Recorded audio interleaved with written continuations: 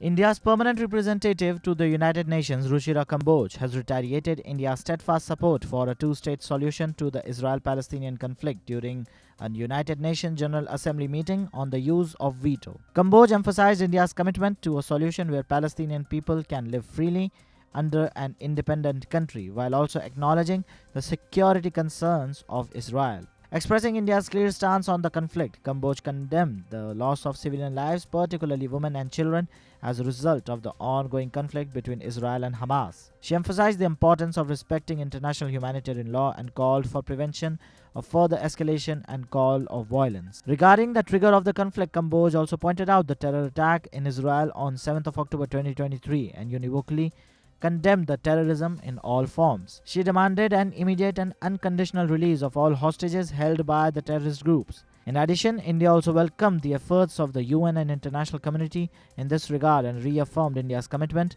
to provide humanitarian assistance to Palestine. Mr. President, as far as India is concerned, we have been deeply troubled by the conflict in Gaza that has been raging for nearly 5 months now.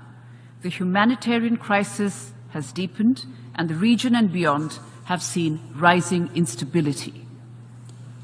India's position on the conflict has been clear and has been stated on several occasions by our leadership.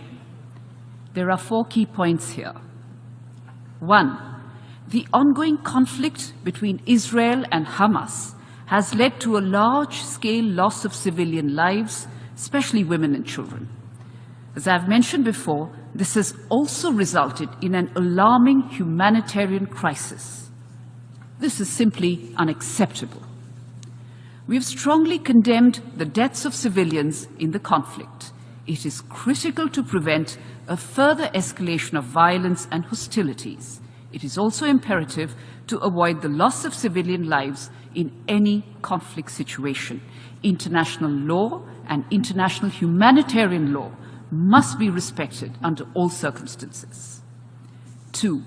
We are cognizant of the fact that the immediate trigger of the conflict were the terror attacks in Israel on 7th October, which were shocking and deserve our unequivocal condemnation. India has a long-standing and uncompromising position against terrorism in all its forms and manifestations. There can be no justification for terrorism and hostage-taking.